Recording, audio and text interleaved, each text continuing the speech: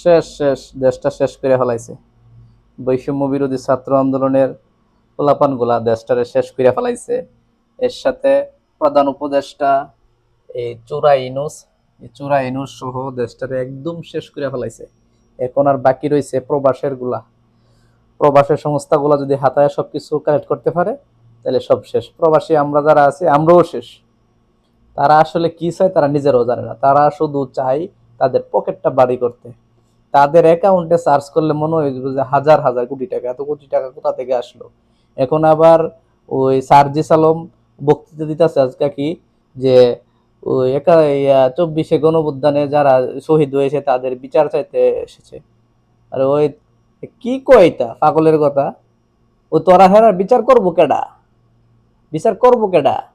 তো তোরার বিচার করে কেডা? তোরা যে একটা আন্দোলন করে সারাটা দেশ একটা লন্ডভন্ড করে ফেলাইছ, দেশটারা চুইসা শেষ করে ফেলাইতেছ, চুরি করতে করতে তোর বাপ দাদারা সহ চুরি করতে করতে শেষ করে ফেলাইতেছে। এগুলো তোদের বিচার করবে কেডা? তোরা যে এই যে তোরা বিশৃঙ্খলা লাগাই, তোরার কারণে এই মানুষগুলা মরছে। যারা বৈষম্য বিরোধী ছাত্র আন্দোলন করছে, ছাত্ররা তো কোনো কিছুই পাইছে না। পাইছে কি? আডি, তালের আডি পাইছে, কিচ্ছুই পাইছে না। কি পাইব? অতগুলা ছাত্ররা কি পদ দেওয়া সম্ভব? এরা একটা প্যাচ লাগাইয়া, এই প্যাচটার মধ্যে হেরা একটা নাটক সাজাইয়া হেরা হইছে নেতা। টুকাই হইছে নেতা, দেশ চলবে তো এরকম করে। ওই আন্দোলনের জায়গায় আন্দোলন হইলো, কোটার জায়গায় কোটা, কোটা রইলো, আন্দোলনের উপর পাড়া দিয়া টুকাই হইল নেতা।